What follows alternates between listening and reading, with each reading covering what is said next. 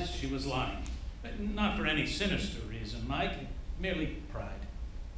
What about those houses she owns? Mortgaged to the hilt. She was the one who backed her husband's art gallery and financed him putting together that expensive collection.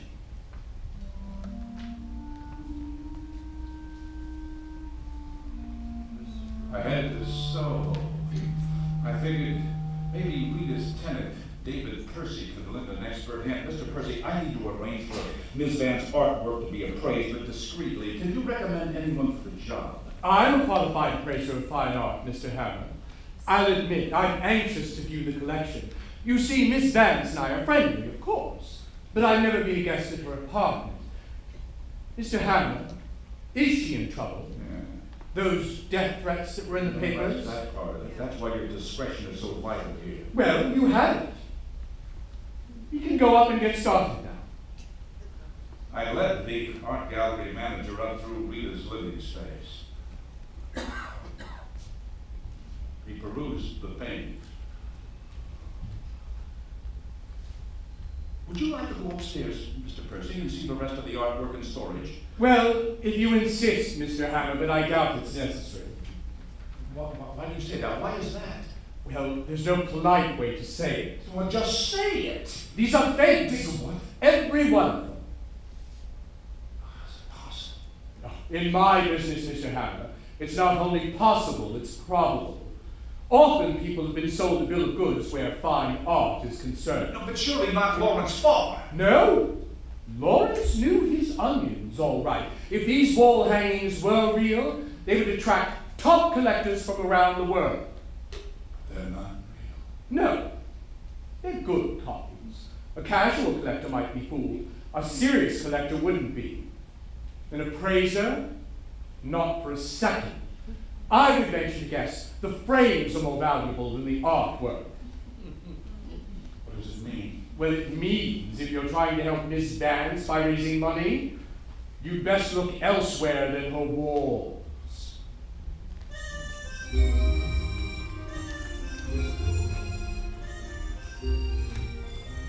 Salvatore's, a brick-fronted restaurante as nondescript as a plate of Chef Boyardee spaghetti, is the most kept gastronomical secret in Little Italy, but between 2 and 4, Salvatore's is closed. Unless your name is Sal Ponte. Sal Ponte! Don Lorenzo Ponte's only boy. The old Don had 6 kids, 5 girls and 1 boy who was out of his mind. Chowing down on spaghetti with clam sauce, Sal sat at a corner table with his back to the wall in the otherwise empty restaurant with 2 steroid-happy bodyguards on either side of him, not eating. You mind if I join you, Sal? Mike Hammer. God's gift to women with bad eyesight. Have a seat, Mike. Kitchen's closed, but I can get somebody to rustle you up something. The clam sauce here is dying. Why? Do I need an excuse? Oh, you're right. A genuine stand-up comedian of the first rank. That George Carlin's got nothing on him. Yeah, well, George Carlin's dead, so. Well, there's no competition in the funny department now, here. What is this, private? You think to ask my boys to scoop? Yeah, I would prefer that. All right, boys, take 5. Sure, boss. Correct me if I'm wrong, Mike, but last time you were in Little Italy, you got shot. Yeah.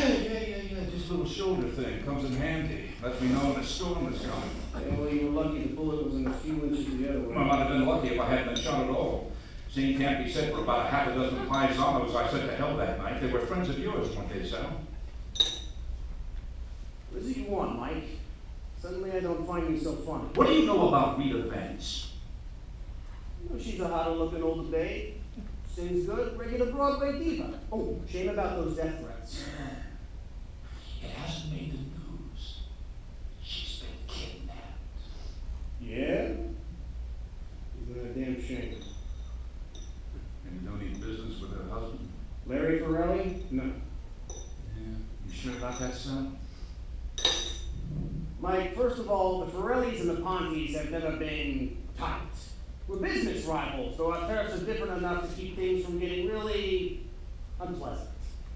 And second of all, Lawrence Farr was a square, born with a silver spoon in his mouth. And what does he do? He spits it out! Yeah, maybe it had blood on it. Look, if you're fortunate enough, as I have been fortunate enough, to be born into affluence, then you have the common sense, the common courtesy, the common decency to go into the frickin' family business already. Absolutely, it's the American way. Hey, Larry was a straight-laced chump who turned his back on everything good that was handed to His him. father thinks he was murdered. Well, Don Luigi is a senile umbrella who should die in his sleep and make the world a better place. Just know this, Sal. Rita Vance is my client. Anyone musses her hair, I'm going to shoot him in the head. You're so Old Testament, Mike. Look, I feel sorry for Rita Vance. There are those that say she deserves everything she gets, marrying a lying creep like Larry. But not me. Doesn't live it like say. What makes Larry Farr a lying creep, Sal? He's just a two-faced bastard, is all. But I don't like a guy just because he's dead. I'm the dude. Enjoy your dessert. Hell! Enjoy your just desserts. I said you were funny, Mike. You are funny. You're a funny, funny man. People have been known to die laughing. That evening, Velda and I were at the St. John's Theater for Rita Vance's comeback vehicle minus Rita Vance. And it made me tell the crowd like what they had seen so far. Whoa, isn't she? Jen's right. A little young for the part, but nice voice, great presence, witty personality. Man, she's no Rita Vance, but she's on her way. You want to go back in? Sure. Mike, wait a moment, please. Oh, why, it's Liz Barrett, Mike, your favorite columnist. Let's hold up so I can enjoy the rapport that you two share. Mike, so, what do you think of the show? Oh, it's great, Liz. How does it stack up to the old Cagney flick? You must have caught that one first run. Sure, I sat right behind you. I remember the hat. But this is a great production. Oh, I mean, the critics will just eat this up, and the audiences will love it. And this girl, Jen Wise, she is wonderful. Sad day for Rita Vance. Well, I think any day you're held hostage by kidnappers is not a happy one. This just says there's been no new ransom demand. What do you hear? I hear that the FBI wants me off the case. I got nothing for you, Liz. Must be a bittersweet night for Andrew Gold. I mean, what with his big comeback star being held for ransom and the rumor around that he can't afford to buy her back. Then his little protege goes on for Rita and becomes an overnight star. I think it's a little early to declare Jenna a star. Is it too early to declare Andrew Gold a suspect? We have to be getting to our seats, Mike. They're dimming the light. No answer, Mike. Why do you want facts, Liz? They only get in your way. Excuse us. Could that witch could Andrew Gold have been engineering Rita's kidnapping? Puts on shows, doesn't he? So, it's Pat. Listen, I gotta take this. You go on back in, I'll catch up with you. Unless Pat has other ideas. Pat had other ideas, all right. The Brooklyn PD had located Ronnie Meeks, and he wanted me along for the ride. 30 minutes later, we were in front of a little 3-story brick walk up on Water Street.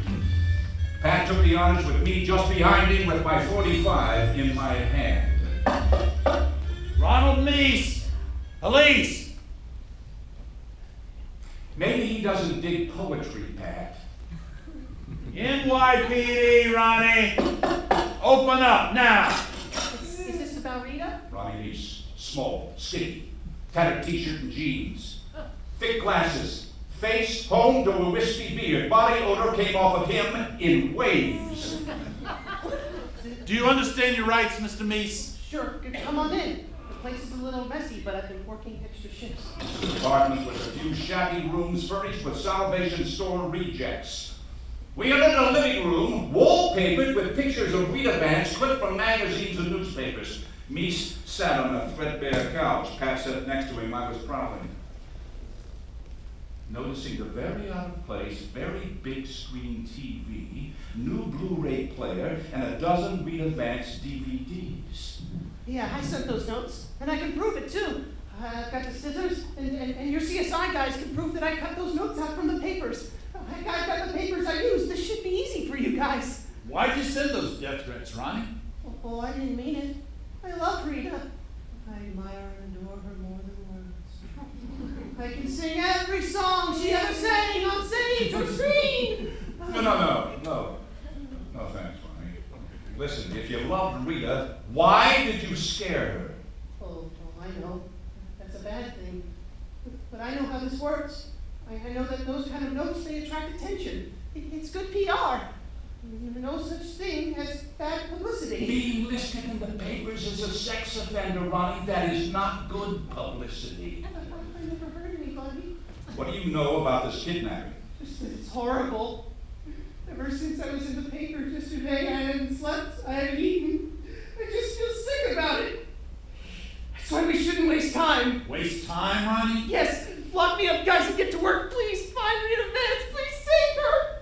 If anything happens to her, I just die. I was smelling something foul, and it wasn't just Ronnie Mies. Down the street, Mies was getting stuffed into the back of a Brooklyn PD cruiser. Pat, do you really think that character came up with this idea himself? That cut and paste notes would draw attention to Rita Vance's comeback? Who knows? Yeah, I don't know.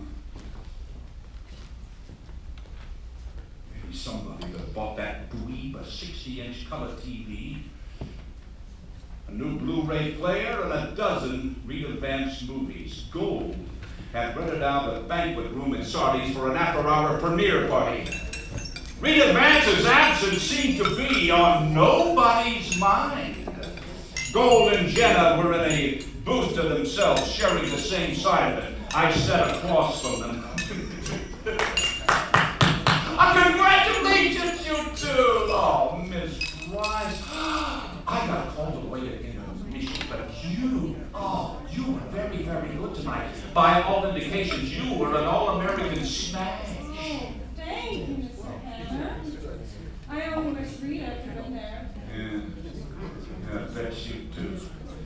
Listen, Gold, I want you to play it straight with me. Now I'm going to do everything I can to see you hung out to dry. What? I'm not sure exactly what laws you've broken, but for once, I'll be glad to give Liz Barrett a bucket of dirt. What are you talking about, Andrew? What I just got back from Brooklyn. I saw the little nerd you enlisted for your publicity campaign. Get the hell out of here, Hammer! You're fired! Listen, you'll be a pariah in this town, Andrew. Maybe your little co-star here will wiggle out of it, but not you. Ronnie Mies will spill his guts if he hasn't already. And that big screen TV you bought him, that'll be traced easy enough. You even planted the story in the gossip columns about me and Rita's tryst, didn't you, Andrew? We don't have to listen to this uncouth, Shut up! Listen, you better tell me right now, if you also staged this kidnapping. I swear I didn't. Mike, I won't lie. I'm thrilled for Jenna, but tonight was a genuine case of an understudy stepping in for an absent star and shining.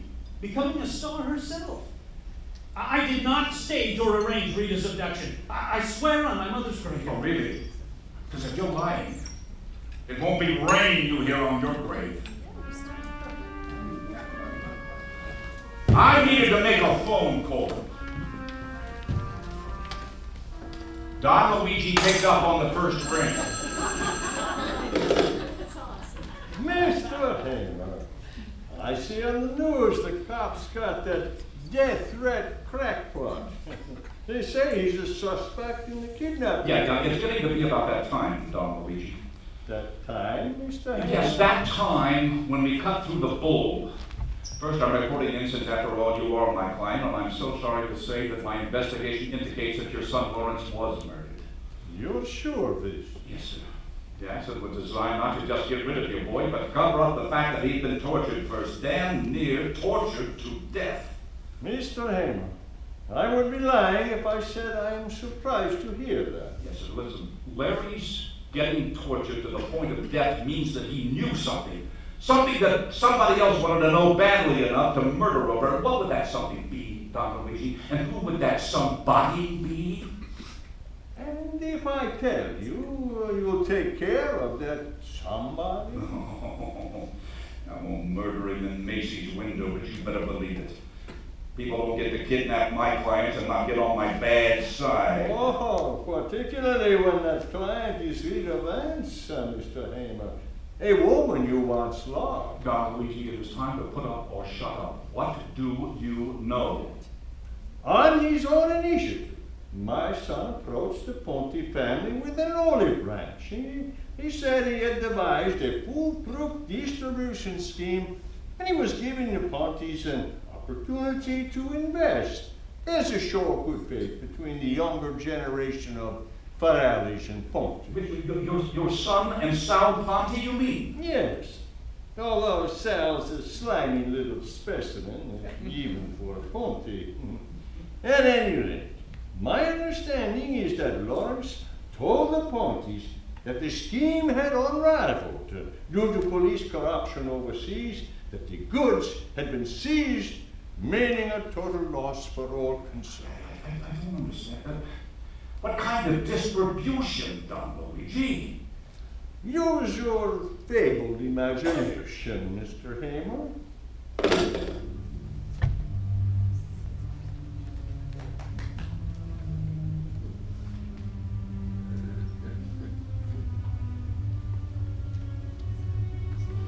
An offhanded remark by that art dealer jumped into my mind.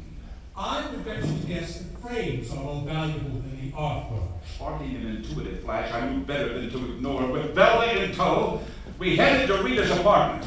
I went straight to the nearest hanging artwork, a fake Picasso print. I yanked it off the wall, I set it on the floor, and began to hammer the elaborate frame with the butt of my 45. Mike, what are you doing? I'm showing you why this artwork really is in demand by certain collectors. What am I doing on the ground? The frames looked substantial, but they were fashioned out of lightweight material that shattered like eggshells. Pouring out from their fragile nesting place came packet after packet of pure white powder. There are dozens more paintings and prints upstairs with the same kind of frames. The artwork is worthless, but the frames are valuable? Right, dog. Oh, and the paperwork would indicate that a valuable